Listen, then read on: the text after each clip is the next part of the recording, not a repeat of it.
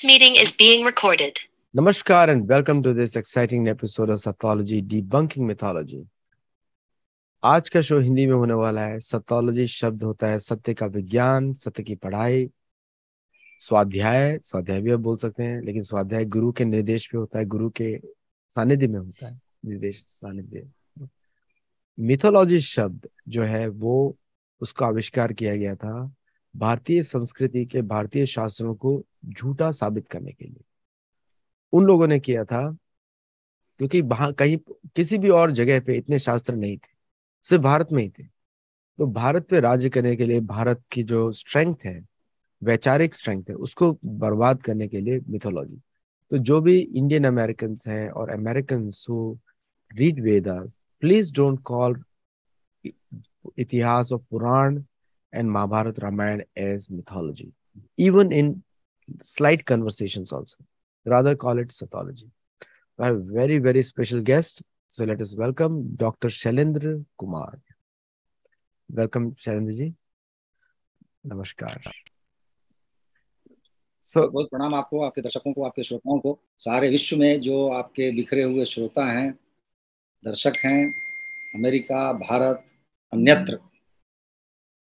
अभी जन्माष्टमी हुई है तो योगेश्वर महाराज के लिए कुछ शब्द जो है मैं कहता हूँ।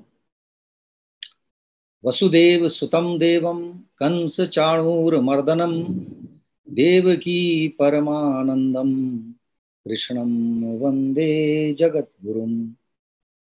तो जगत गुरु योगेश्वर भगवान कृष्ण की आराधना के बाद आपसे वार्ता आरंभ होती है और यह वार्ता बहुत ही रोचक होगी और थोड़ी सी बहुत सारे लोगों के लिए कष्टदायक भी, क्योंकि मैं कुछ ऐसा बताने नहीं जा रहा हूं जिससे लोगों को हो सकता है अच्छा लगे, नहीं लगे, बहुत लोगों को अच्छा नहीं लगेगा।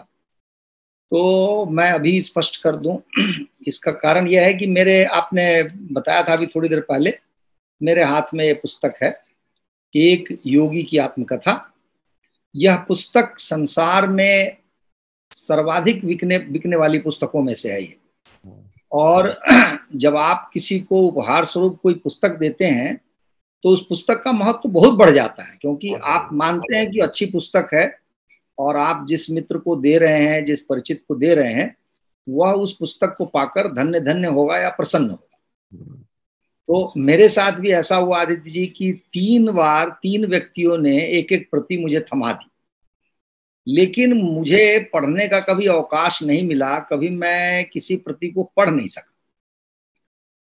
इस बीच में मैं ये घटना आपको बताऊं जो इसको समझने में जिससे आसानी होगी, कि आज से 4 साल पहले मैं रांची गया। रांची में योगदा आश्रम है, इन्हीं का बनाया हुआ आश्रम है योगानंद का, और मेरे ख्याल से लगभग वो 125 साल पुराना है। तो वहां मैं गया और वहां पर एक बड़ा सा हॉल है जिसमें ध्यान साधना होती है। लोग आते हैं और बैठ जाते हैं वहां पे और घंटों बैठे रहते हैं, ध्यान साधना में लीन होते हैं। तो मैं भी वहां बैठा और उसके बाद में वहां के जो योगी हैं, सन्यासी हैं, उनसे व्यक्तिगत रूप से मैंने बात भी की। तो उनसे बात करने में मुझे ऐसा लगा जैसे कि वो कुछ सर्वधर्म समभाव वाली बात कर रहे हों, सब लोगों से, मतलब सारे धर्म एक जैसे हैं, जो कुछ आप जानते ही हैं, कुछ लोगों की मान्यता होती है। तो उस प्रकार की कुछ भावना मुझे लगी, क्योंकि वो और कुछ कहना नहीं चाह रहे थे और कुल मिलाकर ऐसा लग रहा था कि सनातन धर्म से प्रत्यक्ष रूप से वो जुड़ने में थोड़ी सी असहजता महसूस कर रहे हैं और अपनी जो उनकी पहचान है वह भी सनातन की नहीं है, वो सनातन से आगे बढ़ के कुछ और हो गए हैं, ऐसा मुझे लगा। जब मैं वहां से चलने लगा तो उन्हीं में से एक योगी ने मुझे एक पुस्तक थमा दी और फिर मैंने उसको कभी पढ़ा नहीं। अभी हाल में आदित्य जी करीब 1 महीने पहले घटना है, मेरे 2 बौद्धिक मित्र, उनसे मेरी चर्चा हो रही थी।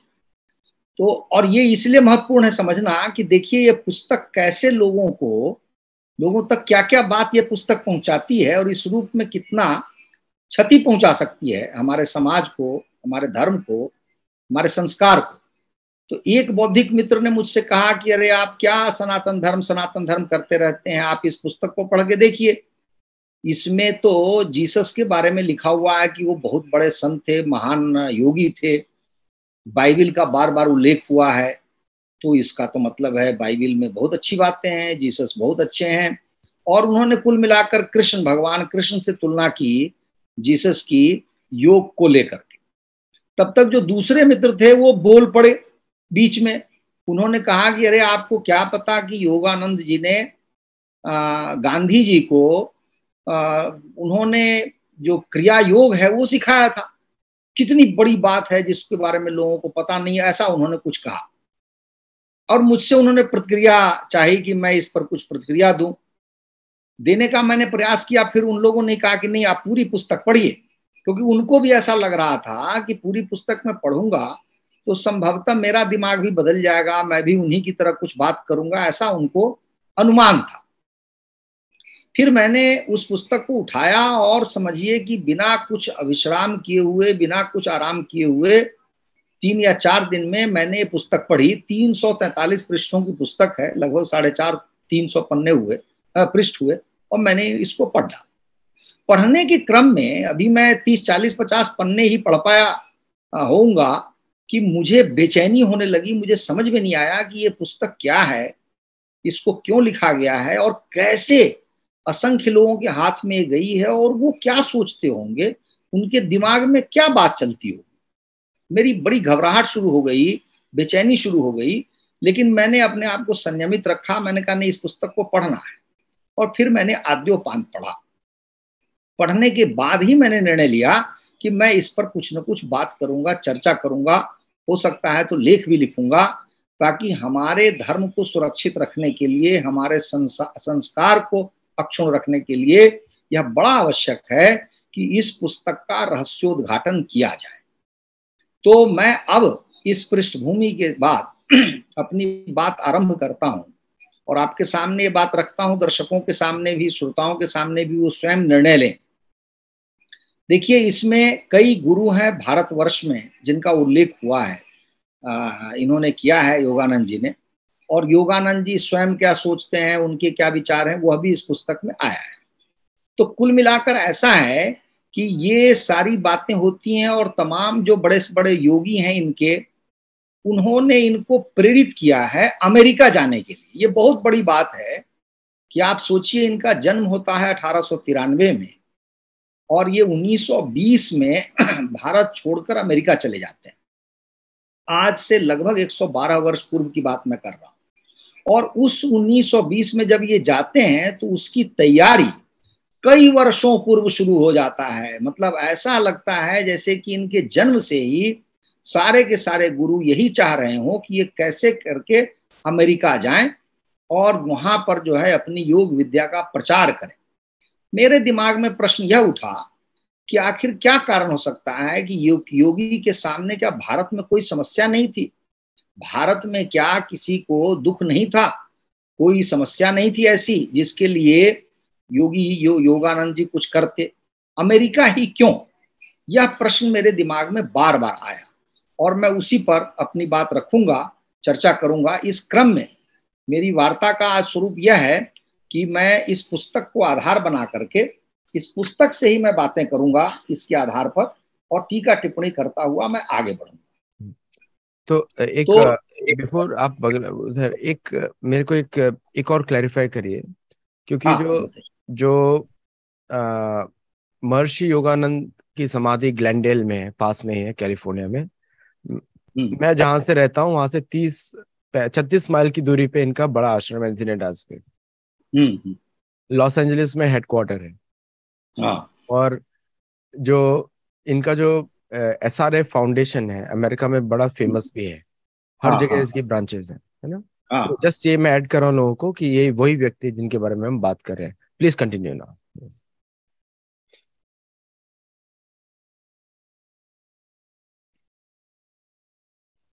हाँ, बिल्कुल आप उन्हीं के बारे में बात कर रहे हैं, वही व्यक्ति हैं। तो अब जो है मैं इसका आरंभ करता हूं कि 5 जनवरी 1893 में योगानंद जी का जन्म होता है गोरखपुर शहर में। आप जानते ही हैं कि गोरखपुर भारत का जो सबसे बड़ा राज्य है जनसंख्या के हिसाब से, उत्तर प्रदेश, उसका पूर्वी हिस्सा है, पूरब का हिस्सा है, बिहार से लगा हुआ, वहां पर इनका जन्म होता है। इनके जो पिताजी हैं वो उस समय जो हमारे यहाँ अंग्रेजों की, ईसाइयों की जो सरकार है, उस सरकार के रेलवे विभाग में बहुत बड़े अधिकारी हैं। इतने बड़े अधिकारी हैं कि इनको लगातार पास वगैरह भी मिलते रहते हैं। ये अपने मित्रों को भी रेल में घुमाते हैं, गुरुओं को भी घुमाते हैं, और इनको धन धान्य का कोई अभाव नहीं है। आज की दृष्टि से आप कह सकते हैं आदित्य जी कि उस समय भारतवर्ष में जो एलीट रहे होंगे, जो अभिजात्य वर्ग के कुछ लोग होंगे, उनमें से हैं ये। और यह बहुत महत्वपूर्ण तथ्य है जानने के लिए कि क्यों इनके पीछे इतने सारे गुरु लगे कि इनको अमेरिका भेजा जाए। तो ये इनकी पृष्ठभूमि है। इनके घर में इनके पिताजी हैं, इनकी माताजी हैं, और 8 भाई बहन हैं। ये 1 या 2 भाई इनके बड़े हैं उम्र में, बाकी सब इनके छोटे हैं। तो यहाँ पर गोरखपुर में इनका जन्म हुआ, इतनी जानकारी हमारे लिए काफी है। लेकिन होता क्या है कि गोरखपुर के पास ही आप जानते हैं वाराणसी भी शहर है। वाराणसी में एक गुरु रहते हैं, ये गुरु बार बार इस पुस्तक में आएंगे। उनका नाम रखते हैं, योगानंद बोलते हैं, लाहिड़ी महाशय। लाहिड़ी महाशय, आप जो लॉस एंजलिस वगैरह के बारे में बात कर रहे हैं, उन सब जगह उनके चित्र लगे हुए हैं लाहिड़ी महाशय के, और इस पुस्तक में भी उनका चित्र है। और मैं, अगर दर्शकों को अच्छा लगेगा, मैं यदि दिखा भी दूं, क्योंकि ये जो है आपको बहुत ही इनको महत्व दिया है योगानंद जी ने। ये हैं, ये देखिए, ये हैं लाहिड़ी महाशय। लाहिड़ी महाशय, तो लाहिड़ी महाशय के पास एक दिन क्या होता है कि इनकी जो माता जी हैं, जब योगानंद बहुत छोटे थे, शिशु थे, गोद में थे, तभी इनको लेकर के लाहिड़ी महाशय के पास इनकी माता जी पहुंचती है। वहां अनेक शिष्य बैठे रहते हैं पहले से। तो इनकी माता जी को यह लगता है कि शायद मेरे पुत्र को लाहिड़ी महाशय देख नहीं पाएंगे, उनकी दृष्टि नहीं पड़ेगी उनके ऊपर। यही अभी उनके मन में गुंधुन चल रहा है, सोच रही हैं। तब तक इनकी दृष्टि पड़ जाती है, और अपने हाथ से उनकी इस शिशु के माथे पर हाथ रखते हैं और कहते हैं कि यह जो शिशु है भविष्य में मेरे मार्ग पर चलेगा, मेरी ओर, जहां मैं हूं उधर ही उसका भविष्य है, यह कहते हैं। तो ये एक तरह का संकेत है कि भविष्य में यह योगी बनने वाले हैं, सन्यासी बनने वाले हैं। कुछ समय बीतते ही इनके पिताजी का स्थानांतरण लाहौर हो जाता है। जब लाहौर में ये लोग रह रहे होते हैं, तो उस समय एक बाबा यह बोलते हुए इनके घर के पास पहुंचता है कि मैं मुकुंद की मां से मिलना चाह रहा हूं। मुकुंद लाल घोष जो है योगानंद जी के घर का नाम है। उनकी माता जी को बहुत आश्चर्य होता है कि इतने छोटे शिशु का नाम एक बाबा या संत या महात्मा यहाँ कैसे जानता है, उसके कानों तक ये बात कैसे पहुंची। तो जैसा भी हो, वो बाबा आता है और कहता है इनकी माता जी से कि तुम्हारा पुत्र भविष्य में बड़ा सन्यासी बनेगा, योगी बनेगा, और अपने हाथ से, वो कहते हैं कि तुम्हारे हाथ में एक डिबिया आ जाएगी, और उसी डिबिया का नाम योगानंद जी ने कहा है ताबीज। और यह ताबीज जो है इसको सन्यासी बनाने में बहुत मदद करेगा, और जब वो सन्यासी बन जाएगा तो ताबीज विलुप्त हो जाएगा, वो समाप्त हो जाएगा। तो अभी तो ये बहुत छोटे शिशु हैं, इनको कुछ पता नहीं है।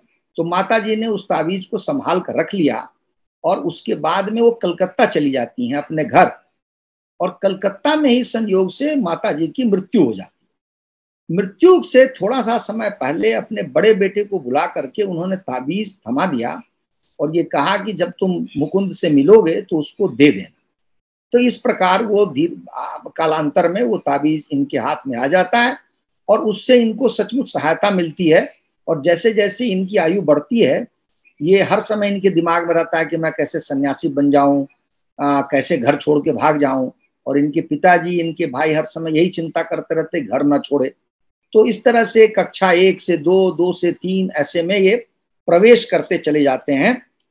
लेकिन हर समय उनके दिमाग में यही बात रहती है कि मैं घर छोड़कर चला जाऊंगा। इस बीच में इन्होंने एक बार घर छोड़ा, थोड़े दिन के लिए वाराणसी चले गए। वहां पर इनको एक प्रणवानंद हैं योगी, इस तरह के बहुत सारे योगी आते रहेंगे और बड़ा आनंद आएगा उनके बारे में जान करके और अच्छा भी लगेगा। तो प्रणवानंद जी से मिलते हैं ये योगानंद जी। और प्रणवानंद की विशेषता ये है कि इनको उन्होंने नाम दिया द्विशरीरी संत, यानी उनके दो शरीर हैं। तो इनको किसी व्यक्ति से मिलना था, जब इन्होंने प्रणवानंद जी से आग्रह किया कि मैं उस व्यक्ति से मिलना चाहता हूं, तो उन्होंने कहा तुम यहीं बैठे रहो, मैं उसको बुला देता हूं। और वो संत वहीं बैठे रहे, उन्होंने किसी से बात नहीं की, लेकिन थोड़ी देर के बाद कहा कि देखो वो व्यक्ति सीढ़ी चढ़ रहा है और आ रहा है। इनको बड़ा आश्चर्य हुआ, और जब व्यक्ति आया तो उसने कुछ इस तरह से आश्चर्यचकित हुआ कि उसने कहा अरे अभी तो आप बाहर थे, इतनी जल्दी आप अंदर कैसे आ गए। तो ये एक बाल सुलभ आश्चर्यचकित होकर के इन्होंने पूछा, प्रश्न किया कि आप कैसे बाहर जा सकते हैं, मैं तो आपके सामने ही बैठा हुआ हूं, आप यहाँ से कहीं गए नहीं। तो उन्होंने बताया कि नहीं, साधु जो है अपनी ज्ञान साधना से, योग साधना से कई जगह उपस्थित रह सकता है। इस तरह की बातें उन्होंने कही, जो चमत्कारिक बातें हैं और कोई इसमें विशेष बात नहीं है, लेकिन योगी से इनका जो संपर्क हो रहा है उस ओर ये स्पष्ट रूप से संकेत करता है। इसके बाद एक है केवलानंद जी, उनसे मिलने जाते हैं। अब केवलानंद जी जो हैं वो भी क्रिया योग को जानने वाले हैं और क्रिया योग के विषय में बताते हैं, और ये लाहिड़ी महाशय के शिष्य रह चुके हैं। यहाँ पर उल्लेखनीय बात यह है कि वो स्वयं कहते हैं, और हम सब लोगों को इस पर ध्यान देना चाहिए कि ये बात कितनी महत्वपूर्ण है। पृष्ठ नंबर 39 पर मैं हूं अभी, और यहाँ से शुरू हो गया जो मुझे आशंका है या हम लोगों के लिए जो चीज कष्टकारी है, कष्टदायक है, वो शुरू हो जाती है। ये लिखते हैं कि लाहिड़ी महाशय ने जिन अनेकानेक शरीरों को चमत्कार पूर्ण ढंग से स्वस्थ किया, उन्हें अंततः चिताग्नि की ज्वालाओं का भक्ष बनना ही पड़ा। अर्थात जो भी इनके समीप आए, अंततः उनको मृत्यु को वर्ण करना पड़ा, अंततः वो इस दुनिया से चले गए। परंतु उन्होंने लोगों के अंतर में जो आध्यात्मिक जागृति उत्पन्न की, जो ईसा समान शिष्य तैयार किए, वही उनके अजरामर चमत्कार हैं। अब यहां पर मेरी दृष्टि टिक गई। ईसा समान शिष्य तैयार करते हैं लाहिड़ी महाशय। आप मुझे बताइए आदित्य जी, इस संसार में, इस धरोधाम पर, भारत में जैसी गुरु शिष्य परंपरा रही है या आज भी है, अन्यत्र दुर्लभ है। फिर भी ये जो केवलानंद जी हैं, वो लाहिड़ी महाशय के शिष्य के विषय में कहते हैं ईसा समान, अंग्रेजी में कहेंगे लाइक जीसस। इनके मन मस्तिष्क में ईसा नाम कैसे घुस गया, जीसस कैसे आ गया। मैं ये बात कर रहा हूं, सोचिए, अब से 125 साल पहले वाराणसी शहर के बारे में कह रहा हूं। वहां का एक संत, क्या उसके पास अन्य उदाहरण नहीं थे? एक से एक भक्त, प्रहलाद से लेकर के कौन कौन नहीं है हमारे यहाँ गुरु शिष्य परंपरा में, लेकिन ये ईसा समान कहते हैं। तो मेरा यहीं पे माथा ठनका और मुझे लगा कि नहीं, इसमें संभवतः कोई न कोई समस्या है। ये सारे गुरुओं के साथ समस्या है, कोई न कोई एक प्लॉट है। क्योंकि आप देखिए, वो अंग्रेजों की ईसाई सरकार है और वहां पे चारों तरफ ईसाई मशीनरी घूमते रहते हैं, और इन योगियों का कहीं ना कहीं उनसे संपर्क है, तभी उनको ईसा के विषय में मालूम है, नहीं तो क्यों वो ईसा के विषय में बताते। अगले अध्याय में ये और स्पष्ट हो जाता है, क्योंकि ये कहते हैं इस संसार में हर वस्तु की एक विशेष ऋतु और हर काम का एक समय होता है। अपने मन को सांत्वना देने के लिए सोलोमन का यह ज्ञान उस समय मुझे प्राप्त नहीं था। अब मुझे बताइए, सोलोमन का ज्ञान ये बाइबिल का ज्ञान है, ये कैसे एक योगी के मुख पर आ रहा है, उसके मन में आ रहा है? क्या उसने कितना अध्ययन किया बाइबिल का? यदि किया तो क्यों किया? क्या प्रयोजन हो सकता है उसका? तो यहां से इसका जो कहिए मार्ग है, वो बदलना शुरू हो जाता है, थोड़ा थोड़ा हटने लगता है। और कोई भी जो पाठक होगा, जो ध्यान से पढ़ेगा, वो आश्चर्यचकित हो जाएगा। अब अगले जो संत हैं, जिसका नाम इन्होंने दिया है प्लवनशील संत। यह संत ऐसे हैं जो अपनी योग साधना से हवा में रह सकते हैं, बैठे रह सकते हैं, निर्वात में, तो उनको कहा है प्लवनशील संत, यानी तैरने वाले संत हवा में। और इनका नाम है भादुड़ी महोदय। इनका नाम दिया इन्होंने भादुड़ी महोदय। तो भादुड़ी महोदय जो है पतंजलि प्रणीत प्राचीन अष्टांग योग की विभिन्न प्राणायाम विधियों में निष्णात हैं, उसी पे वो काम करते हैं। तो जब ये उनसे मिले योगानंद जी, तो उस पर बातचीत करने में ये मुस्कुराए। तो उस पर उनकी प्रतिक्रिया देखिए, क्या हंसी है तुम्हारी। वात्सल्यपूर्ण चमक उनकी दृष्टि में प्रकट हुई। उनका अपना चेहरा सदैव गंभीर ही रहता था, परंतु उसमें परमानंद भरी मुस्कुराहट की झलक होती थी। उनके विशाल कमल नयनों में सदैव एक दिव्य हंसी छिपी होती थी। और आगे देखिए क्या कहते हैं, वे पत्र अमेरिका से आए हैं। उन्होंने मेज पर पड़े लिफाफों की ओर संकेत किया। ये जो है, ये भादुड़ी महोदय कह रहे हैं, अमेरिका की वहां की कुछ सोसाइटियों के साथ जिनके सदस्य योग शास्त्र में रुचि रखते हैं, मैं पत्र व्यवहार करता हूं। उनकी सहायता में मुझे खुशी होती। योग शास्त्र का ज्ञान भी उन सबके लिए है जो इसे प्राप्त करने के इच्छुक हैं। जिसे मानव की मुक्ति के लिए ऋषियों ने अनिवार्य समझा है, उसे पाश्चात्य लोगों के लिए हल्का करने की आवश्यकता नहीं है। अब आगे देखिए, लिखते हैं कि बाह्य अनुभव भिन्न होते हुए भी, मतलब ऊपरी तौर से अमेरिका के लोग हमारे से अलग दिखते हैं, तब भी सबकी आत्मा समान ही है। जब तक योग का अभ्यास नहीं किया जाता, तब तक न ही पाश्चात्य और न ही पौर्वात्य लोग उन्नति कर सकते हैं।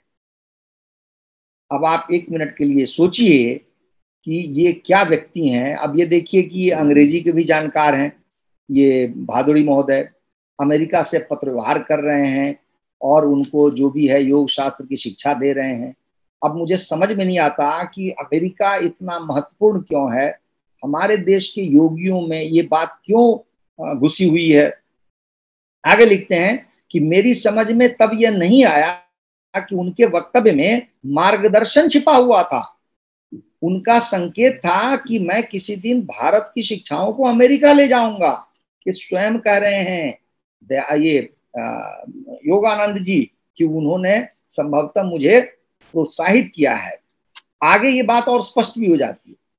भादुड़ी महाशय के मुझसे कहे गए अंतिम शब्दों का उल्लेख मैं यहां करना चाहता हूं। पश्चिम की ओर प्रस्थान करने से पहले मैं उनके दर्शन करने गया, तो वे बोले, बेटा अमेरिका जाओ, युग युगांतर की भारत की महिमा को अपनी ढाल के रूप में ले जाओ। विजय तुम्हारे ललाट पर लिखी हुई है। उस देश के भले लोग तुम्हारा हृदय पूर्वक स्वागत करेंगे।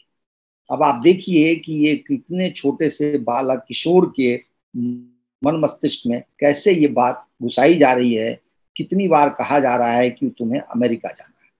अगला अध्याय जो है जगदीश चंद्र बोस के विषय में है, जो आप सब जानते हैं, वनस्पति शास्त्री थे, बहुत बड़े शोधार्थी थे। तो उनसे इनकी बातचीत होती है। हमारे प्रसंग के लिए बहुत कोई महत्वपूर्ण बात नहीं है ये। इसके बाद एक संत हैं जिनसे ये मिलते हैं, उनका नाम है मास्टर महाशय। ये रामकृष्ण परमहंस के शिष्य कहे जाते हैं। इनसे भी इनकी बातचीत होती है, लेकिन हमारे इस क्रम में कोई बहुत उसका उपयोग नहीं। अब क्या होता है कि ये मिलते हैं एक स्वामी दयानंद जी से, और जिनके माध्यम से यह मिल लेते हैं अपने होने वाले गुरु से, जिनका नाम है श्री युक्तेश्वर गिरी।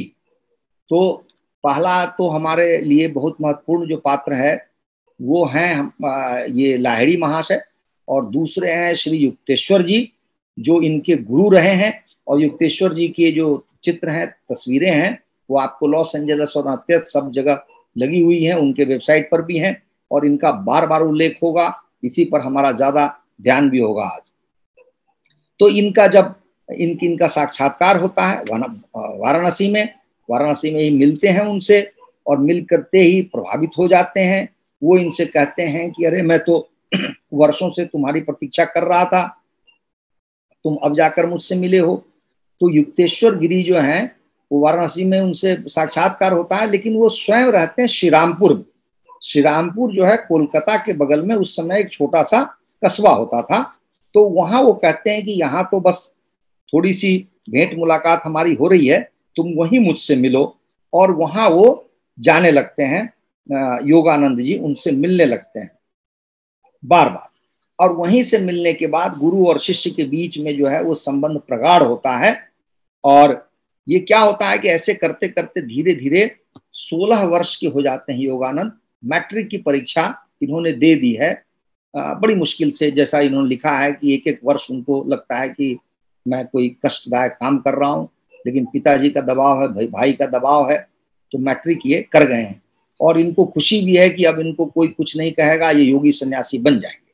अब यहाँ देखिए कि होता क्या है कि जब ये अपने गुरु से मिलते हैं तो गुरु क्या कहते हैं, किसी दिन तुम्हें पाश्चात्य जगत में जाना होगा। ये दूसरा ही साक्षात्कार है, दूसरी भेंट है, उसमें गुरु ने इनसे कह दिया 16 वर्षीय किशोर को कि किसी दिन तुम्हें पाश्चात्य जगत में जाना होगा।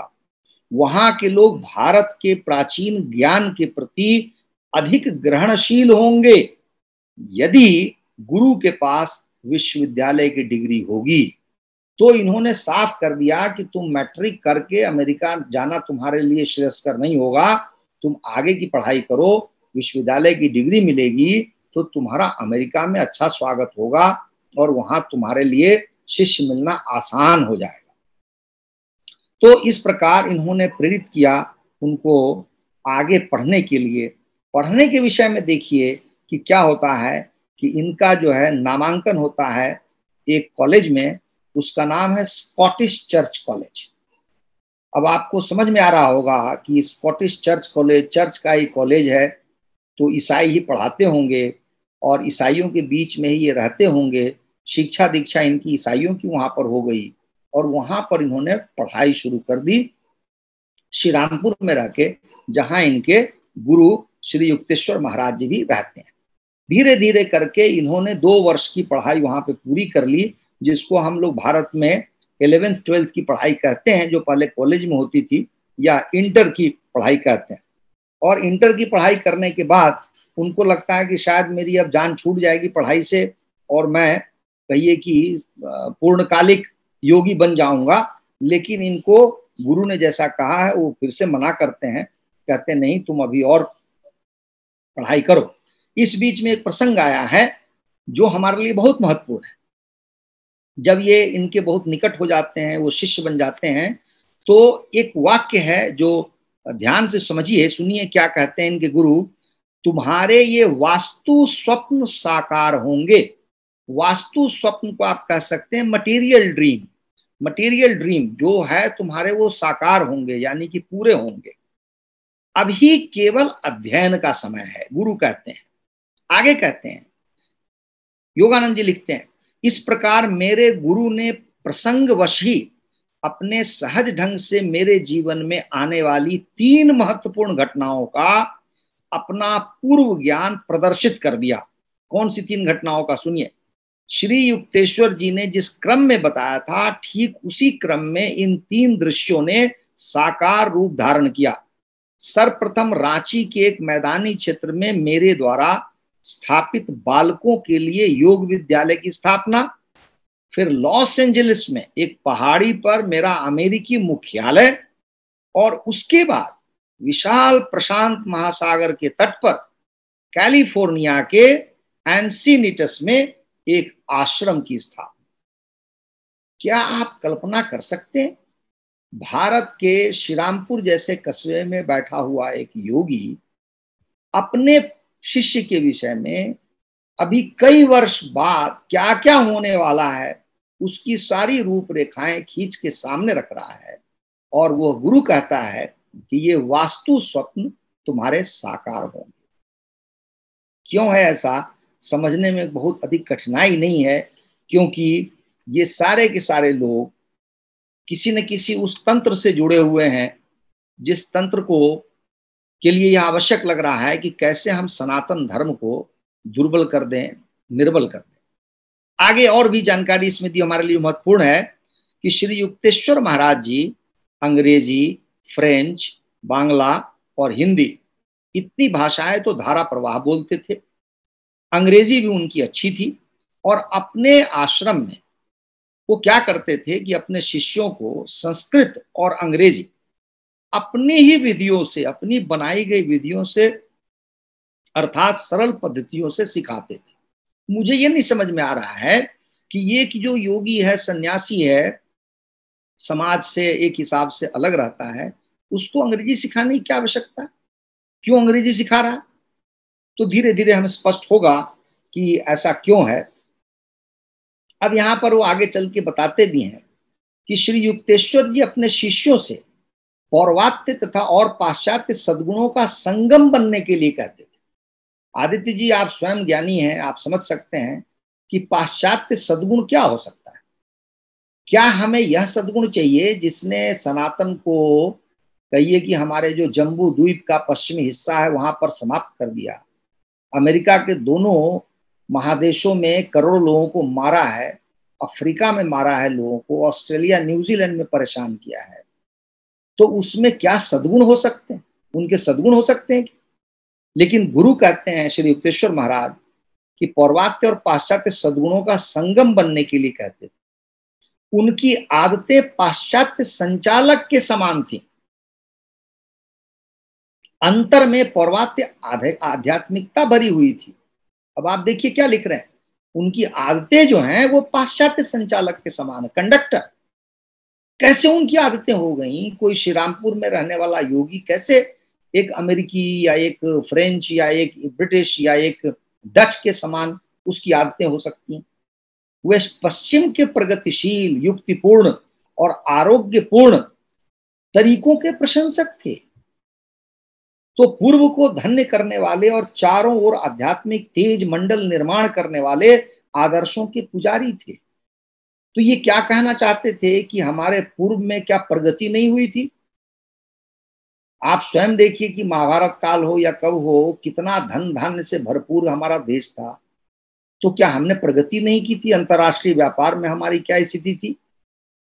तो इस योगी को यह नहीं पता था, उसको यही पता था कि अमेरिका में क्या हो रहा। तो इसलिए यहां से आपको संदेह उत्पन्न होने लगेगा मन में कि ये क्या चीज है, ये क्यों ऐसी ऐसी ऐसी भाषा बोलते हैं।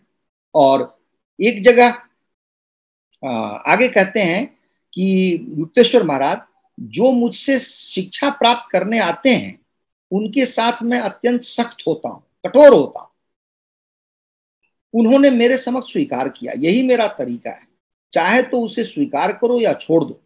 परंतु ये समझाते हैं योगानंद जी को, तुम अपने शिष्यों के साथ अधिक सहृदय रहोगे, वही तुम्हारा तरीका है। विवेक और ज्ञान का यदि साथ साथ उपयोग किया जाए तो कठोर और कोमल दोनों ही तरीके समान रूप से प्रभावकारी हैं। फिर उन्होंने आगे कहा, तुम्हें विदेशों में जाना पड़ेगा जहां अहंग पर निर्दय प्रहार पसंद नहीं किए जाते। वहां के लोगों के अनुरूप धैर्य और सहनशीलता के बिना कोई गुरु भार के संदेश का प्रचार प्रसार नहीं कर सकता। अब आप मुझे बताइए कि ये सारी शिक्षा दीक्षा ऐसे हो रही है, अमेरिका में कैसे इनका व्यवहार होगा अपने शिष्यों के साथ, और किस तरह व्यवहार करेंगे तो इनके शिष्य प्रसन्न रहेंगे, इनकी बात समझेंगे। ये इनके गुरु समझा रहे हैं जब वो बहुत ही कम वय के हैं, ज्यादा उनकी अभी आयु नहीं हुई। आगे बढ़ते हैं। अब आप देखिए कि लिखा है कि युक्तेश्वर जी शास्त्रों के अतिरिक्त अन्य कोई पुस्तक शायद ही कभी पढ़ते थे, फिर भी वे नवीनतम वैज्ञानिक आविष्कारों तथा ज्ञान के विभिन्न क्षेत्रों में हुई प्रगति से सदा ही पूर्ण परिचित रहते थे। वे वार्तालाप में अत्यंत निपुण थे और अतिथियों के साथ विचारों के आदान प्रदान में आनंद लेते थे। बाइबिल के एक वचन को उद्धृत करते हुए कहते थे, ईश्वर को पाने के लिए मनुष्य को अपना चेहरा विकृत करने की आवश्यकता नहीं। ईश्वर को पाने का अर्थ होगा सभी दुखों का अंत। आप देखिए यहां पर ये बाइबिल को का उदाहरण देते हैं कि ईश्वर को पाने के लिए मनुष्य को अपना चेहरा विकृत करने की आवश्यकता नहीं। और कौन सी महत्वपूर्ण बात है ये कि जो बाइबिल क्या लेके दिखा रहे हैं आपको। ये सिर्फ ऐसा है जैसे आप दो चार जार्गन लेकर के उलझाइए, और जो ये माया जाल है, एक शब्द जाल है ईसाइयों का, उसमें इनको उलझा दीजिए। तो ऐसी ही बात युक्तेश्वर जी ईसा और बाइबिल को लेकर के बार बार कहे जाते हैं। और अब हम अगला जो अध्याय है उसकी तरफ बढ़ते हैं। इसमें एक विनिंद्र संत इन्होंने कहा है, और ये सज्जन है राम गोपाल मजूमदार जी, और इसके लिए पहाड़ में चले जाते हैं, आज का जो उत्तराखंड है उसकी तरफ। और वहां पर एक तारकेश्वर नामक स्थान है, वहां पे भ्रमण करने लगते हैं, क्योंकि उनको लगता है कि पहाड़ में जाऊंगा तो मुझे जल्दी से ज्ञान प्राप्त हो जाएगा, और जो योगी बनने में और भी सहायता मिलेगी। तो इस तरह से ये वहां जाकर के घूम घाम के चले आते हैं, और इसी तरह से ये भटक रहे हैं, शहर दर शहर घूम रहे हैं, सब जगह जा रहे हैं, और गुरु जी के साथ इनका सब कुछ आगे बढ़ रहा है। अब आगे देखिए कि इनके गुरु जी के विषय में मैं बताता हूं कि वो कह रहे हैं कि यहाँ पर बहुत महत्वपूर्ण है आदित्य जी आपके लिए भी, कि लिखते हैं संगीत विज्ञान की सबसे पहली जानकारी सामवेद में है। योगानंद लिख रहे हैं संगीत विज्ञान की सबसे पहली जानकारी सामवेद में है। ब्रह्मा विष्णु और शिव आद्य संगीतकार थे। शिव ने अपने नटराज के रूप में ब्रह्मांड की सृष्टि, स्थिति और लय की प्रक्रिया के नृत्य में लय के अनंत प्रकारों को जन्म दिया। ब्रह्मा और विष्णु करताल और मृदंग पर ताल पकड़े हुए थे। अब आगे देखिए कि लिखते हैं कि संकीर्तन योग, जब कीर्तन कीजिए या संगीत को लेकर के बात कर रहे हैं, उसको योग का नाम दिया संकीर्तन योग, आध्यात्मिक साधना का एक प्रभावशाली प्रकार है जिसमें मूल विचार और ध्वनि में तीव्र एकाग्रता तथा तन्मयता आवश्यक होती है। मानव स्वयं नाद ब्रह्म या ओम ध्वनि की एक अभिव्यक्ति है, इसलिए ध्वनि उस पर तत्काल प्रबल प्रभाव डालती है। अब आगे देखिए क्या कहते हैं, पौर्वात्य और पाश्चात्य दोनों ही प्रकार का भक्ति संगीत मनुष्य में आनंद उत्पन्न कर देता है। अब आप देखिए कि एक और तो कह रहे हैं कि वेद से पहली जानकारी संगीत की मिलती है, और उसको और एक पटल पर ले आते हैं कि पश्चिम में जो संगीत है, हमारा संगीत है, वो एक ही बराबर है, इससे भी वही काम हो सकता है, उससे भी काम हो सकता है, वो नाद ब्रह्म और जो भी वो बोल रहे हैं वहां तक आप पहुंच सकते हैं। तो ये क्या आवश्यकता है, मतलब इसकी आवश्यकता क्या है बताने की कि पश्चिम में कैसा संगीत है, उसका कोई मतलब यहां समझ में नहीं आता। आगे बढ़ते हैं। एक बार युक्तेश्वर जी के साथ ये पुरी में थे, जगन्नाथपुरी में, तो उन्होंने कहा कि मुझे एक सुखद आश्चर्य दिया, कोलकाता में तुम्हारी अब पढ़ाई समाप्त हुई। गुरु कह रहे हैं, उन्होंने कहा अब मैं ऐसी व्यवस्था करता हूं कि तुम विश्वविद्यालय की अगले 2 वर्षों की पढ़ाई श्री रामपुर में ही रहकर कर सको। यहां मैं ये बताना चाहूंगा कि वो जिस कॉलेज में पढ़ रहे थे, स्कॉटिश चर्च कॉलेज, उसमें केवल 11वीं या 12वीं अर्थात इंटर तक ही पढ़ने की व्यवस्था थी, उसके ऊपर की पढ़ाई नहीं थी। तो इनको डर हो रहा था कि अगर मुझे पढ़ना भी होगा तो मैं कहाँ पढ़ूं। अब आप देखिए युक्तेश्वर महाराज जी कितने शक्तिशाली हैं, उस समय उनकी कितनी पहुंच है अंग्रेज सरकारों में या समाज में या जो व्यवस्था है, कि वो कहते हैं, स्वयं कहते हैं, तुम विश्वविद्यालय की अगले 2 वर्षों की पढ़ाई श्रीरामपुर में ही रहकर कर सको। अब मैं ऐसी व्यवस्था करता हूं। ये व्यवस्था करते हैं गुरु, सन्यासी व्यवस्था करते हैं। आगे कहते हैं, योगानंद जी को आश्चर्य होता है, वो कहते हैं मैं उलझन में पड़ गया। गुरुदेव, इस कस्बे में तो बीए नहीं है। अब गुरुदेव कहते हैं, गुरुदेव के चेहरे पर मुस्कुराहट उभर आई। अब तुम्हारे लिए बीए का कॉलेज बनाने की खातिर चंदा जमा करते घूमने की उम्र नहीं रही, मुझे किसी और माध्यम से व्यवस्था करनी पड़ेगी। तो अब देखिए ये व्यवस्था चंदा मांग के भी नहीं हुई, कोई और व्यवस्था है। वो कितने शक्तिशाली है वो, इसका मतलब है कि वो जो उस समय की सरकार थी या ईसाई संगठन है, उनसे इनका लगाव है। तो कहते हैं कि 2 महीने बाद श्रीरामपुर कॉलेज के प्रिंसिपल प्रोफेसर डॉवेल्स ने घोषणा की कि डिग्री कोर्स शुरू करने के लिए धन एकत्रित करने में सफलता मिल गई है। उनको पर्याप्त धन मिल चुका था। श्रीरामपुर कॉलेज कोलकाता विश्वविद्यालय की संबद्ध शाखा बन गया। उसमें बीए के लिए दाखिला लेने वाले प्रथम छात्रों में मैं एक था। और श्री युक्तेश्वर जी ने इनकी तरफ देखा और कहा कि अब तुम्हें पढ़ाई के लिए बहुत सारा समय मिलेगा। तो ये एक दूसरा संपर्क संबंध जो दिख रहा है वो मैंने आप सबके सामने रखा है। अब आगे की जो कथा है वो और भी गहरी होती जाएगी कि कैसे अमेरिका के लिए और क्या तैयारी है इनकी।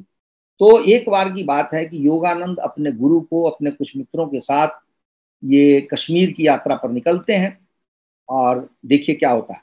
अब तुम यात्रा करने योग्य स्वस्थ हो गए हो, मैं भी तुम्हारे साथ कश्मीर चलूंगा। ये श्री युक्तेश्वर जी की वाणी है। उसी दिन शाम को 6 लोगों का हमारा दल उत्तर की ओर जाने के लिए गाड़ी पर सवार हो गया। हमारा पहला पड़ाव शिमला में हुआ। शिमला में हम सड़कों पर घूमे। स्ट्रॉबेरी ले लो, बाजार में बैठी एक वृद्धा चिल्ला रही थी। अपरिचित फलों को देखकर गुरुदेव का कौतूहल जागा। उन्होंने टोकरी भर फल खरीद लिए और पास ही खड़े कन्हई और मुझे खाने को दिए। मैंने एक फल खाकर देखा और तुरंत ही थूक दिया। कितना खट्टा है गुरुदेव, मुझे स्ट्रॉबेरी अच्छी नहीं लग सकती। अमेरिका में तुम्हें ये अच्छी लगेंगी। वहां एक रात्रि भोज में जिसके घर तुम खाना खा रहे होगे, उस घर की गृहिणी तुम्हें मलाई और शक्कर के साथ स्ट्रॉबेरी देगी। जब वह कांटे से स्ट्रॉबेरियों को कुचलकर तुम्हें देगी, तब कहोगे कितनी स्वादिष्ट है स्ट्रॉबेरी। तब तुम्हें शिमला में आज का दिन याद आएगा। यह प्रतिक्रिया थी युक्तेश्वर महाराज की। आगे लिखते हैं योगानंद जी, श्री युक्तेश्वर जी की भविष्यवाणी मेरे दिमाग से निकल गई थी, परंतु वर्षों बाद मेरे अमेरिका जाने पर याद आ गई। मैसेच्यूसेट्स प्रांत के वेस्ट सोमरविल नगर में श्रीमती एलिस टी हैसी, जिनको इन्होंने योग माता कहा है, कि घर में एक रात्रि भोज पर मैं निमंत्रित था। भोजन के अंत में जब स्ट्रॉबेरी टेबल पर लाकर रखी गई तो श्रीमती हैसी ने एक कांटा उठाकर उससे मेरे सामने रखी स्ट्रॉबेरियों को अच्छी तरह कुचल दिया और उसमें मलाई एवं शक्कर डाल दी। यह फल कुछ अधिक ही खट्टा होता है, आपको इसे इस तरह खाना पसंद आएगा, उन्होंने कहा।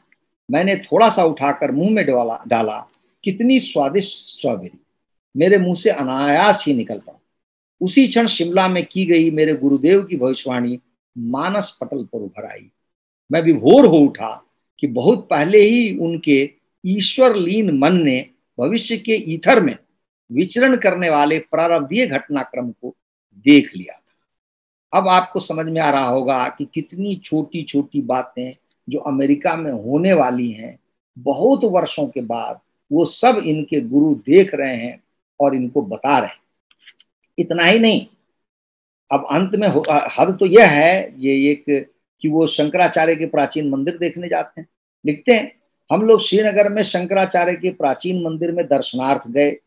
पर्वत शिखर पर दूर से स्पष्ट दिखाई पड़ने वाले इस आश्रम पर दृष्टि पड़ते ही मैं परमानंदमय अवस्था में चला गया। उस अवस्था में एक सुंदर देश में पहाड़ी के शिखर पर एक भवन दिखाई देने लगा।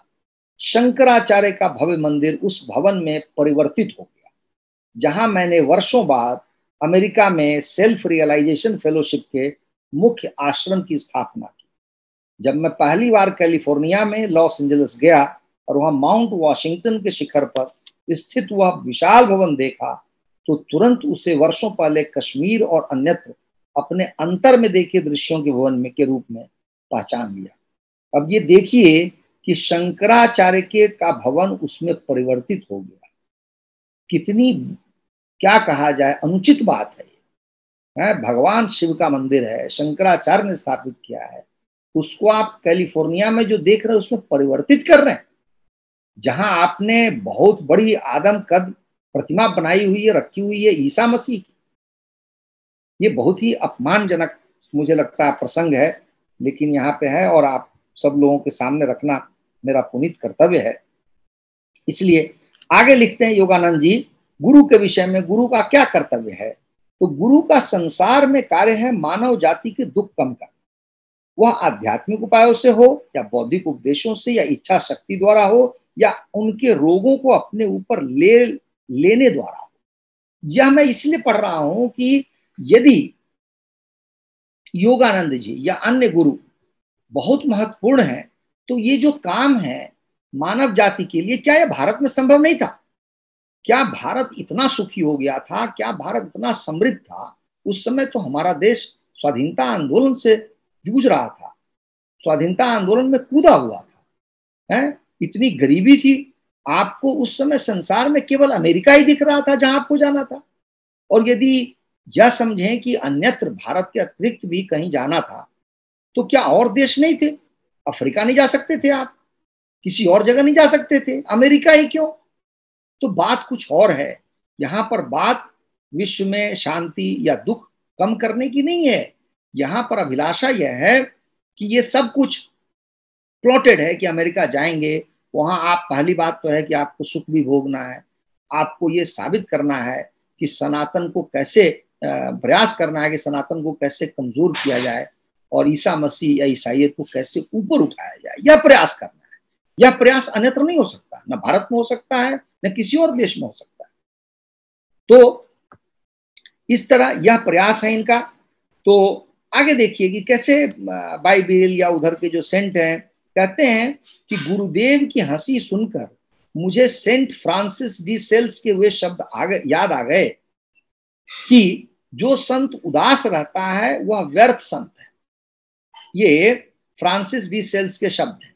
लेकिन आपको आदित्य जी पता होगा कि ईसाइयों में जो परंपरा है उसमें चर्च में और किसी भी पादरी बिशप किसी को प्रसन्न होने, खुश होने, खुशियां मनाने, उत्सव मनाने, इनमें से किसी चीज की अनुमति नहीं।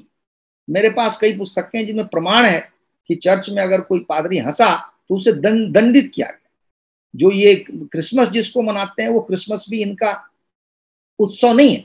उत्सव नाम का शब्द ईसाइयत में नहीं है, इस्लाम में भी नहीं है। उसका मतलब ही होता है कि आप खूब उल्लास से उत्सव मनाते, उसको उत्स कहते हैं। यह उत्स सनातन धर्म का अंग है, उनका अंग नहीं है। उनको तो दुखी होना है, रोना है। वो कहते भी हैं कि यहाँ धरती पर जो हम आए हैं दुखी होने के लिए आए हैं। और इसीलिए जो पादरी हैं वो कई बार कोड़े से अपनी पीठ पर पीटते भी हैं, लहू लुहान कर लेते हैं, कष्ट में रहते हैं। हमारे देश में टेरेसा ने जो ये उनकी संस्था थी टेरेसा की, उसमें वो कहती थी किसी को बुखार हो गया, कोई तकलीफ हो गई तो दवा लेने से मना करती थी। वो कहती थी अरे जैसे हमारे ईसा ने इतने कष्ट सहे हैं वैसे तुम भी कष्ट सहना सीखो, तभी तुमको पता चलेगा कष्ट क्या है और हमारे लिए जीसस ने कितना कष्ट सहा। तो जिस समाज में ऐसी परंपरा है उसमें कहां से किसी को ले आकर के उदाहरण देते हैं वो समझ में नहीं आता। जैसे भी हो, अब आगे देखिए कि कैसे इन पर अमेरिका का भूत सवार है, कितना ऑब्सेस्ड है ये जो संत लोग अमेरिका से। अगला दिन मेरे जीवन का सबसे अविस्मरणीय दिन था। मुझे याद है कि कॉलेज से ग्रेजुएट होने के कुछ सप्ताह बाद ही, यह सन 1915 के जुलाई महीने का एक गुरुवार था, अपने श्रीरामपुर आश्रम के भीतर के एक बरामदे में श्री युक्तेश्वर जी ने एक श्वेत रेशमी वस्त्र को संन्यास धर्म के परंपरागत गिरुए के रंग में डुबाया। जब वस्त्र सूख गया तो मेरे गुरु ने उसे एक सन्यासी वस्त्र के तौर पर मेरे बदन पर लपेट दिया। किसी दिन तुम पश्चिम में जाओगे, युक्तेश्वर महाराज बोल रहे हैं, जहां रेशमी वस्त्रों को पसंद किया जाता है। उन्होंने कहा उसी के प्रतीक स्वरूप मैंने तुम्हारे लिए परंपरागत सूती वस्त्र के स्थान पर यह रेशमी वस्त्र चुना है। आप देखिए कि कितना ध्यान रखा जा रहा है। आगे इनके नामकरण की बात आती है तो ये स्वयं जो अभी तक मुकुंदलाल घोष थे उन्होंने स्वयं अपना नाम रखा योगानंद, और इसके विषय में बताया कि इसका नाम का अर्थ है ईश्वर के साथ मिलन, योग द्वारा आनंद। और बाद में उस पर टिप्पणी भी करते हैं कि मैं अमेरिका जाऊंगा तो मेरे नाम का उच्चारण वहां के लोग कैसे करेंगे, इससे उनको कष्ट भी है। आगे जब उनको परमहंस की उपाधि दी जाती है तब वो और भी कष्ट में पहुंच जाते हैं, और भी संकट में पहुंच जाते हैं और कहते हैं कि एक तो उनसे योगानंद नहीं बोला जाएगा, अब तो परमहंस और भी नहीं बोला जाएगा। तो हर समय अमेरिका में इनके साथ क्या होगा अमेरिका में क्या नहीं होगा, वही इन सब लोगों के मन मस्तिष्क में चल रहा है, और ये हमारे लिए बहुत बड़ी चिंता का कारण। खैर, अब आगे बढ़ते हैं, यहां से और भी हम महत्वपूर्ण बात की तरफ चलते हैं। एक जो है सज्जन, उनका नाम है बाबा जी, जिसके विषय में इन्होंने काफी लिखा है योगानंद जी ने, और उनको महाअवतार नाम दिया है। और ये जो बाबा जी हैं, ये रानी खेत में रहते थे। रानी खेत आज उत्तराखंड का एक हिस्सा है वहां। तो वहां पर जो ये बाबा जी, उनके विषय में उन्होंने लिखा है कि ये हजारों वर्ष जीवित हैं। इन्होंने आदि शंकराचार्य को शिष्य बनाया है, उन्होंने कबीर दास को शिष्य बनाया है, पता नहीं किस किस को क्या किया है। खैर जो भी है, वहां पर जो है वो लाहिड़ी महाराज जो है, उनके गुरु वो बाबा जी हैं। और लाहिड़ी महाराज, जिनके विषय में मैंने शुरुआत में कहा, लाहिड़ी महाराज क्या है कि वो अंग्रेजों की जो ये ईसाई सरकार है, उसमें मिलिट्री इंजीनियरिंग डिपार्टमेंट में लेखपाल हैं, यानी अकाउंटेंट है।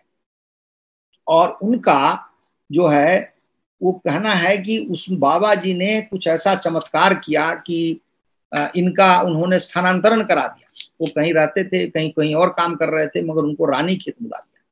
और रानी खेत बाबा जी से उनका साक्षात्कार होता है, और बाबा जी उनसे सारी बातें कहते हैं। और बाबा जी, आश्चर्य की बात है, अंग्रेजी बोलते हैं। और ये लाहिड़ी महाराज भी उनसे बहुत ज्यादा इस बात से आश्चर्यचकित रह जाते हैं कि हिमालय की कंदराओं में रहने वाले जो बाबा जी हैं, वो अंग्रेजी कैसे जानते हैं। और वहीं पे बाबा जी ने बताना शुरू कर दिया कि भविष्य में तुम्हारा कोई शिष्य होगा, उसका कोई शिष्य होगा, और उसको अमेरिका जाना होगा, कैसे अमेरिका में क्या करना है, ये सारी बातें हो जाती हैं। तो आपके सामने स्पष्ट हो जाएगा कि कहाँ कोई हिमालय की कंदरा में रहे, वाराणसी शहर में रहे, या श्रीरामपुर में रहे, सबसे लगता है कि ईसाई मिशनरी और उस समय की जो ईसाई सरकार है, ये उससे जुड़ी हुई है। तभी इतनी सारी बातें हो रही हैं सुगमता से, और सब कुछ सरलता से काम आगे बढ़ रहा है।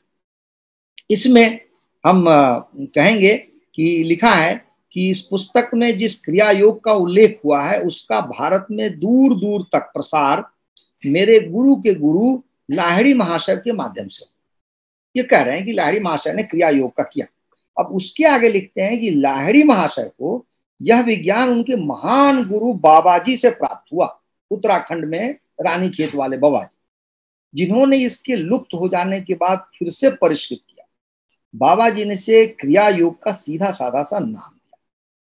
बाबा जी ने लाहिड़ी महाशय से कहा था, क्रिया योग उसी विज्ञान का पुनरुत्थान है। अब सुनिए, उसी विज्ञान का पुनरुत्थान है जो श्री कृष्ण ने सहस्राब्दियों पहले अर्जुन को दिया था, और जो बाद में Patanjali, Isa Masih, Saint John, Saint Paul और ईसा मसीह के अन्य शिष्यों को प्राप्त हुआ। क्या आप इसको सहन कर सकते हैं? क्या यह सह है आपके लिए आदित्य जी? ये कहां से आ गए Saint John, Isa Masih, Saint Paul? आप जानते हैं कि सेंट पॉल ने बहुत सारी चिट्ठियां लिखी थी, और उनके बेसिस पर ही न्यू टेस्टामेंट का बहुत बड़ा हिस्सा तैयार हो गया था। और हमारे आपके जैसे लोग मानते हैं कि कोई ईसा मसीह नाम का व्यक्ति इतिहास पुरुष था ही नहीं, इसको सेंट पॉल ने ही गढ़ा था। और मेरे सामने एक ब्रिटानिका का मैंने निकाला, इसमें लिखता है कि Paul 7 of the 13 letters can be accepted as being entirely authentic, यानी कि 7 को ऑथेंटिक मानता है ब्रिटानिका, हम नहीं, और 6 को ऑथेंटिक ही नहीं मानता, ये सेंट पॉल है। और आप ये समझिए, किसी भी योग विद्या के लिए गुरु का होना परम आवश्यक है। तो इनके ईसा मसीह के कौन से गुरु थे जिन्होंने इनको योग सिखाया? उसका क्या आधार है? क्या बाइबल में उसका कोई उल्लेख है? क्या बाइबल वालों को योग का इतना ज्ञान था? मुझे नहीं पता इस बारे में, मुझे तो नहीं दिखता है। लेकिन यह बाबा जी को मालूम है, हिमालय की कंदरा में रहने वाले बाबा जी को मालूम है। वह अपने शिष्य लाहिड़ी महाराज को ये बता रहे हैं, उनके शिष्य युक्तेश्वर जी को बता रहे हैं, युक्तेश्वर जी योगानंद जी को बता रहे हैं, जो कालांतर में अमेरिका पहुंचा। तो आप इस प्लॉट को समझिए कि कैसे। और देखिए, साहस देखिए कि यहां तक लिखते हैं, या दुस्साहस कहिए, कि सेंट पॉल प्राण शक्ति को इंद्रियों में प्रवाहित कर सकते थे, उसे इंद्रियों से वापस भी खींच सकते थे। किसने सिखा दिया सेंट पॉल को ये? सेंट पॉल को ये कैसे मालूम? यह ज्ञान कितना कितना साधारण ज्ञान है कि जैसे भारत में बहुत लोगों को नहीं मिला, मगर अमेरिका पहुंच गया और वहां यूरोप पहुंच गया और वो ईसा मसीह के पास पहुंच गया। तो ये घोर आश्चर्य का विषय है। ऐसा लगता है कि ये सब कुछ बनाया गया है इसी प्रकार से, और धीरे धीरे करके यही होता है।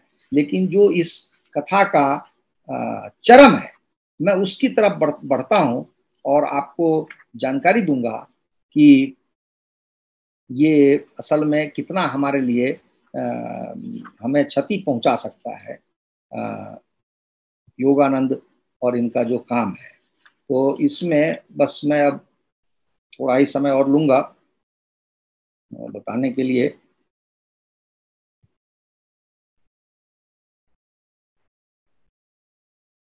हाँ, अब यहाँ पर से थोड़ी सी स्पष्ट बात हो जाएगी कि ये सचमुच में केवल सनातन धर्मी या हिंदू धर्म से इनका बहुत कुछ लेना देना नहीं था। वो इससे आगे बढ़ के अपने आप को जैसे सर्वधर्म समभाव वाली बात कहते हैं ना, वो वाली इनकी नौटंकी थी और वही इनका काम था।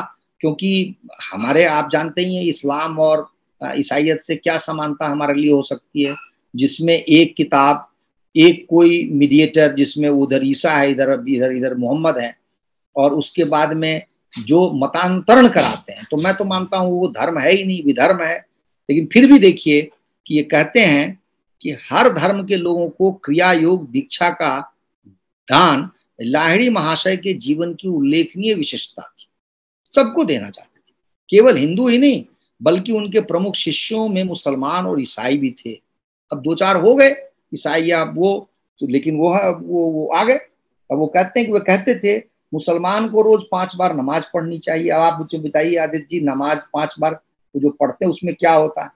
उसमें हमारे सनातन धर्म को एक हिसाब से उसको गाली दी जाती है, क्योंकि उसमें कहा जाता है कि एक ही अल्लाह है, उसके सिवा कोई पूजने के लायक नहीं है। ये बात हम क्यों सुने? लेकिन उसमें ये कहना है कि 5 बार नमाज पढ़नी चाहिए, तो गुरु को इसका ज्ञान नहीं है। ईसाइयों को भी कहते हैं कि तुम्हें रोज कई बार पाठ करना चाहिए। क्या करना चाहिए? क्योंकि बाइबल में कहा है गॉड ने कि मैं तो ईर्ष्यालु हूं, मैं किसी दूसरे गॉड के साथ नहीं रह सकता, इसलिए मंदिरों को तोड़ दो, मूर्तियों को तोड़ दो, चित्रों को हटा दो। ये उसका गॉड है, उस गॉड से हमारे ईश्वर की क्या तुलना है? लेकिन ये गुरु कहते हैं। तो इस तरह की बातें हैं जो जानबूझकर लगता है कि ये ईसाई मिशनरियों ने इसको कराया होगा और उनसे ये मिलते रहे होंगे, और तभी जाकर के इनके ऐसे विचार बने हैं। क्योंकि वो अनेक बार आता है, एक जगह लिखा है इन्होंने कि गुणवत्ता और परिमाण दोनों ही मापदंडों के इस महान गुरु ने समाज के आध्यात्मिक स्तर को उन्नत किया। अपने अंतरंग शिष्यों को ईसा मसीह के समान उच्च अवस्था में पहुंचा देने की शक्ति और जनसाधारण में व्यापक स्तर पर उनके द्वारा दिए गए सत्य के ज्ञान से लाहिड़ी महाशय की गणना मानव जाति के उद्धारकों में होती है। आप बताइए क्या मतलब है इसका, ईसा मसीह और इससे इसका उदाहरण देना हर समय? मतलब भारत में कोई है नहीं, भारत में कोई और परंपरा नहीं है, किसी को कुछ पता नहीं है, इसलिए आप ईसाइयों की पास चले जाते हैं। खैर, अंत में ऐसा है कि इनके जो गुरु हैं उनको कहा गया कि आप एक ऐसी पुस्तक लिखिए जिसमें जो पूरब और पश्चिम, या कहिए कि हिंदू और ईसाइयत, इन दोनों के बीच में जो समानता आ जाए, या तुलनात्मक अध्ययन।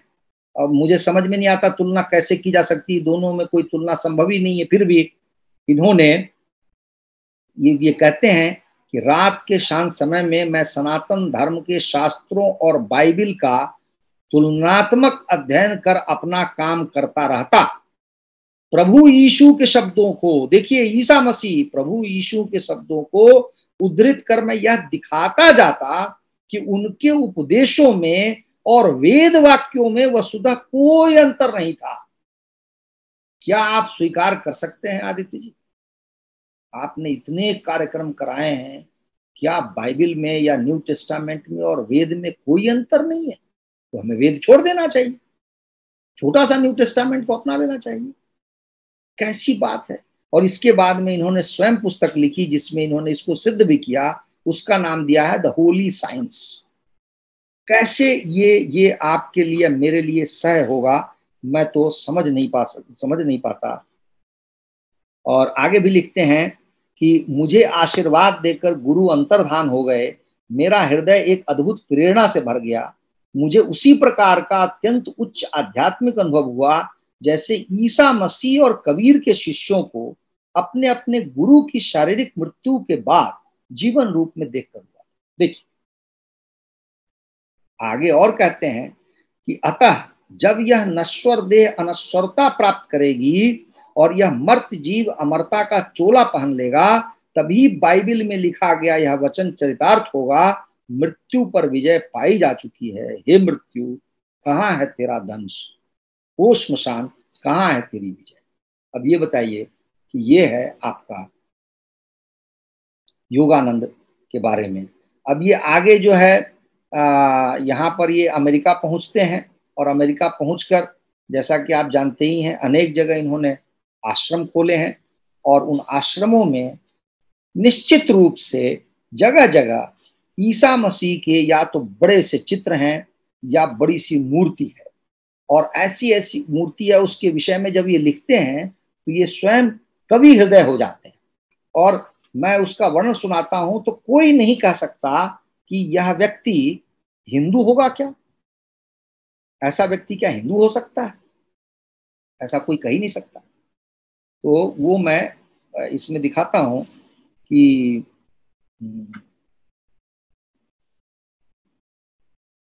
हाँ, तो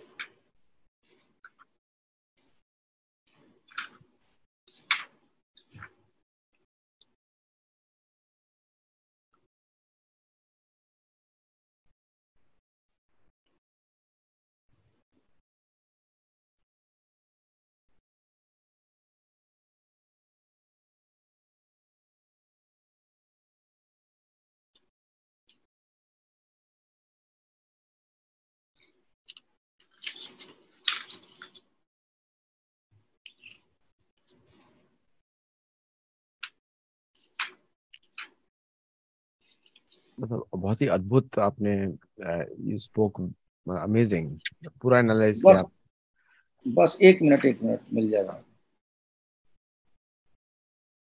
बस बस बस मतलब इतना सुन के ऐसा लग रहा है कि ये कितने लोगों ने अपनी परंपराओं से विमुख होके, शायद परंपरा थी नहीं एक तरीके से देखा जाए तो। हाँ हाँ हाँ, ये मैं आपको ये बस एक मिनट के बाद मैं आपको कहता हूँ। ये जो इनका जो लिखते हैं कि जब ये भारत बीच में आए थे, भारत से लौटे, देखिए इनके शिष्य कैसे हैं अमेरिका में। हम तो चाहते हैं ऐसे अच्छे शिष्य आपके भी मिल जाएं। तो लिखते हैं, ये एक शिष्य कह रहे हैं इनको कि आपके लिए सुखद आश्चर्य है गुरुदेव, आप जब अमेरिका से बाहर थे तब हमने एंसिनिटस के इस आश्रम का निर्माण करवा लिया। या आपके घर घर लौट आने की खुशी में आपके लिए हमारी ओर से एक भेंट है। आगे कहते हैं, अंततः आनंद और कृतज्ञता को व्यक्त करने में शब्दों को असमर्थ पाकर मैं आश्रम का निरीक्षण करने लगा। उसमें असाधारण रूप से बड़े बड़े 16 कमरे थे। प्रत्येक कमरा सुंदर रीति से सजाया गया था। अब आगे कहते हैं कि छत तक ऊंची बड़ी बड़ी खिड़कियों से युक्त विशाल मध्यवर्ती हॉल से हरियाली, समुद्र और आकाश का सुंदर दृश्य दिखता है, मानो पन्ना, क्षीर स्फटिक और नीलम का अत्यंत प्रमाणबद्ध प्रयोग कर नितांत सुंदर चित्र बनाया गया हो। हॉल में स्थित विशाल अंगीठी के ऊपर ईसा मसीह, बाबा जी, लाहिड़ी महाशय और श्री युक्तेश्वर जी की तस्वीरें लगी हुई है। अब ध्यान देने की बात है, कोई हिंदू देवी देवता की तस्वीर नहीं है, ईसा मसीह की तस्वीर है और इनके गुरुओं की तस्वीर। आगे देखिए, ये लिखते हैं कि एंसिनिटस में कई एकड़ जमीन पर बने इस आश्रम पर दृष्टि फेरते हुए युक्तेश्वर जी की पहले की भविष्यवाणी की पूर्ति नजर आई थी। सागर तट पर आश्रम, ये भी इनके गुरु ने भविष्यवाणी कर दी थी। अब आगे देखिए, कुछ महीनों बाद 1937 के ईस्टर के दिन में मैंने वहां की हरियाली पर ईस्टर सूर्योदय कालीन ध्यान का आयोजन किया, जो बाद में भी प्रतिवर्ष चलता रहा। यानी कि ईस्टर हर वर्ष मनाते थे। कई सौ शिष्य प्राचीन ऋषियों की भांति श्रद्धा और भक्ति के साथ उस दिन नित्य घटित होने वाले चमत्कार को निहार रहे थे। पूर्वाकाश में सूर्य का जगना, पश्चिम में अपनी गरजती आवाज में स्तुति करना, प्रशांत महासागर उसमें दूर तक कहीं अपना पाल फैलाए चल रही नाव, क्या कवि हृदय वर्णन है। और ये देखिए कि ये उन्होंने वहां पर काम किया। और अंत में मैं एक ही वाक्य कहना चाहूंगा कि जब सबसे आखिर में इनके गुरु ने इनको क्या कहा कि योगानंद, तुम अमेरिका जा रहे हो, तुम ये भूल जाओ कि तुम्हारा जन्म हिंदू समाज में हुआ था। आदित्य जी, कैसा लग रहा है आपको सुन? तुम भूल जाओ कि तुम्हारा जन्म हिंदू समाज में हुआ था। तो अंततोगत्वा इनके गुरु ने ही इनको कह दिया कि तुम अब हिंदू नहीं हो।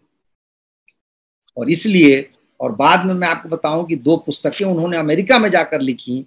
The second coming of Christ, आपको खुद समझ में नहीं आएगा कि इसका नाम दिया है योगानंद ने, second coming of Christ, the resurrection of the Christ with in you.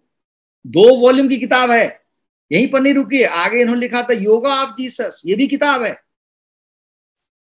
और ये सारी पुस्तकें उनके वेबसाइट पे अवेलेबल हैं। और आप तो वैसे ही भाग्यशाली हैं कि उनके पड़ोसी हैं, सैन डिएगो में भी उनका आश्रम है।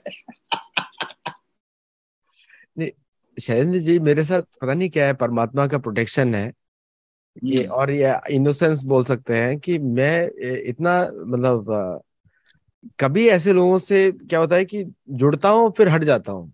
मतलब ऐसा मतलब इनके मैं जगह पे गया, लेकिन कभी भी ऐसा हुआ कि जगन्नाथ जी ने इनके इधर घुसना ही नहीं दिया कहीं पर भी। सो हाँ, तो प्रोटेक्शन रहता है एक अलग तरीके सही बात, सही बात। तो इतने इनके सारे भक्त लोग मेरे घर के आसपास रहते हैं, सबके सब। और जी जी। कभी भी मेरा इन लोगों से कोई पाला पड़ा नहीं। और अभी आपने आज इनका सच बताया है तो अच्छा हुआ, मैंने वो पुस्तक भी नहीं पढ़ी कभी भी। हम्म और मैं आपको वहाँ का एनवायरनमेंट बताता हूँ। वहाँ पे अगर आप जाएंगे आश्रम में, आपको लगेगा ही नहीं कि यहाँ पे कुछ आध्यात्मिकता का कुछ डिस्कशन हो रहा है, ये नहीं लगेगा। नहीं और लगेगा, सही बात। वो सिर्फ नेचर का पावर है। वहां पे नेचर इतना हम्म, सुंदर, जहाँ पे इनकी जगह बनी है वो बहुत ही सुंदर जगह है, हाँ हाँ पॉश हाँ। जगह है। तो वहां पे हम्म तो वैसे भी मन शांत हो जाएगा फूल पौधों के बीच में। हम्म तो हम्म लेकिन कभी भी ऐसा नहीं होगा कि आपको कोई इंस्पिरेशन मिले वहां पे। जैसे हम्म, आप वृंदावन जाएंगे या जगन्नाथपुरी जाएंगे तो कृष्ण के नाम लेने की आपको इच्छा जगती है वहां पे जाके। या फिर आप किसी मतलब इस्कॉन के या कोई और मंदिर भी चले जाएंगे तो वहां भी थोड़ा इंस्पिरेशन मिलेगी। यहाँ पे देखिए, जा हाँ, जहाँ ईसा होते हैं वो जगह वैसे ही भुतहा जगह हो जाती है। बिल्कुल। आपको चर्च में कभी भी, खासकर शाम हो जाए, तो कभी भी नहीं चाहेंगे कि जाएं आप। नहीं, मैं आपको अपना स्टोरी बताता हूँ। टावर ऑफ लंदन में मैं गया, लंदन में। तो हम्म तो अभी मैं बैठने वाला था किसी कुर्सी पे, तो वो गाइड हम्म मुझे बोलता है इसके नीचे ये क्वीन दबी हुई है। मैं उछल पड़ा कुर्सी के ऊपर से तो मैंने एक दीवार में, लेफ्ट में दीवार में, अगर किसी कोई church of England, tower of London गया हो, नाम टावर ऑफ लंदन है, लेकिन वहां हम्म। पे सारी कहानियां है, ये इधर मरी, इस रानी को इस दीवार में डाला है, ये क्वीन का बच्चा इधर दबा हुआ है, और हर जगह तो यही होता है। है ना। नहीं नहीं, पूरा चर्च जो है वो कब्रगाह है, उसके कब्र का नीचे लाशें पड़ी होती हैं। लाशें पड़ी हुई है, बिल्कुल। और इसको हाँ, बोलते हैं इसीलिए कोई सेक्रीफाइस। इसको लोग बोलते हैं सेक्रीफाइस। सेक्रीफाइस हुआ है। नहीं, जब भी आप कोई डरावनी पिक्चर देखेंगे उसमें चर्च का ही सीन दिखाया जाता है, बिल्कुल या चर्च का जो कब्रगाह है उसका सीन दिखाया जाता है, और आपको कहीं नहीं दिखाया जाता वैसा। उसको डिसेंसिटाइज करने के लिए आजकल हॉलीवुड मूवीज दिखाते हैं कि चर्च हम्म। कब्रिस्तान में जाके लोग सॉफ्टी खा रहे हैं, आइसक्रीम खा रहे हैं।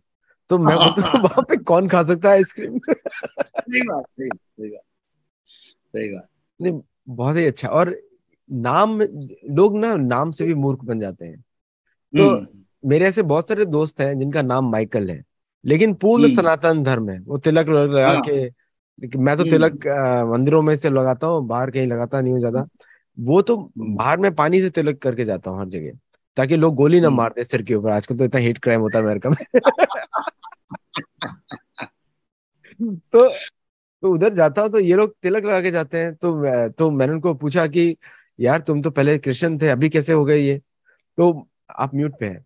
तो वो मुझे बोलते हैं कि जब से सच पता लगा है, तो नाम मैंने वो इसीलिए रखा हुआ है, पुराना वाला नाम, ताकि लोगों को बताओ कि मेरे जैसा व्यक्ति बदल सकता है सनातन धर्म में। तो, बहुत अच्छा, बहुत अच्छा। तो बहुत सारे ऑनेस्ट अमेरिकन हैं जो कि अपने बड़ा प्राउडली कैरी करते हैं अपने आप को। जैसे तुलसी हम्म गबार्ड है। तुलसी गबार्ड तो अमेरिका में जन्म हुआ, तो लेकिन हाँ अपने आप को प्राउडली गीता पे बात करती है, आई एम हिंदू। नहीं नहीं, मैं सुनता हूँ, बहुत बहुत अच्छी बातें होती हैं, बहुत अच्छी बात, बहुत अच्छी बात। और उसके विपरीत है एक राधा कृष्ण मूर्ति, वो भी मेंबर ऑफ कांग्रेस है, कांग्रेस का हम्म मेंबर है। वो हम्म नैन्सी पेलोसी का ताइवान भी गया था। उसको हम्म। शर्म आती है बोलते हुए, गीता पे बात करते हुए, उसको शर्म तो आती वो है। तो आपको वो भी है ना, क्या नाम है उसका, बंसल की क्या है वो, जो अमेरिका में कोई गवर्नर था ना, हाँ, बॉबी बॉबी जिंदल। बॉबी जिंदल, हाँ बॉबी वो जिंदल भी अब तो एक। ऐसा ही है। हाँ, उसको तो शर्म हम्म, आती है। उसका तो बाप शर्म हिंदू आती है। बोलता था यहाँ पे लोगों को, बोलता था I am American not Indian American. तो मैंने है। बोला हाँ। अगर आप अमेरिकन लिखते हो तो वो लोग ने आपको निकाल दिया गवर्नरशिप से अभी। अभी तो इंडियन के पास ही हम्म आना पड़ेगा वापस पैसा लेने के सही लिए। सही सही सही सही तो सही। बहुत बहुत धन्यवाद। और जो आपने सबकी, बहुत लोगों की आंखें खोली आज। क्योंकि ये जो एपिसोड है, इस पे मैं तो कभी रिसर्च कर नहीं सकता था, मेरे पास समय नहीं रहता है बाकी चीजों की वजह से। लेकिन बहुत बहुत आपका धन्यवाद कि इस पे आप आके बोले, और बहुत सारे लोगों को इसके बारे में पता लगेगा।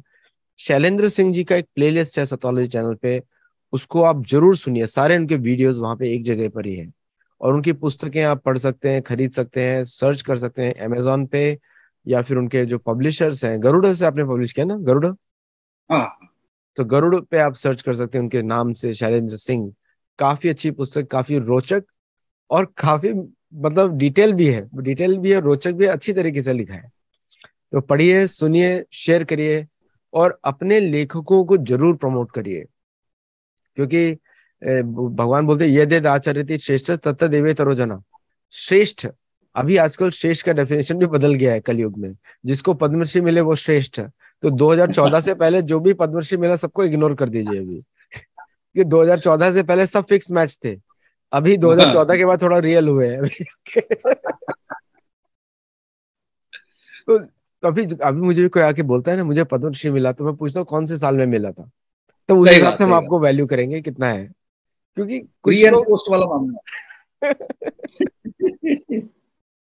मतलब भारत की आजादी के बाद, मतलब 2014 में आजादी मिली उसके बाद, या उससे पहले, उसके हाँ पहले वाले सही। का थोड़ा इग्नोर करना पड़ेगा थोड़ा सा। हम्म, बट बहुत अच्छे लोग भी हैं, के मोहम्मद, और बहुत अच्छे लोग हैं जिनको भी मिला। हाँ बट पॉलिटिकल, तो अगले एपिसोड में हम लोग नए रोचक विषय के साथ आएंगे शैलेंद्र जी के साथ। तब तक आप शेयर करिए, सब्सक्राइब करिए, और लोगों को भी बताइए वीडियोस के बारे में। क्योंकि हमारा व्यूअरशिप जो होना चाहिए उसके हिसाब से बहुत कम है। जबकि जो भी है अभी तक 2.3 मिलियन व्यूज है अभी तक इस साल में। तो उस हिसाब से तो बहुत अच्छा परफॉर्म हो रहा है, लेकिन हम्म। और भी हो सकता है बाकी वीडियोस के अनुसार। नमस्कार, थैंक यू। नमस्कार नमस्कार, सबको प्रणाम, आपके दर्शकों को, सारी दुनिया में जो दर्शक हैं उनको प्रणाम, धन्यवाद।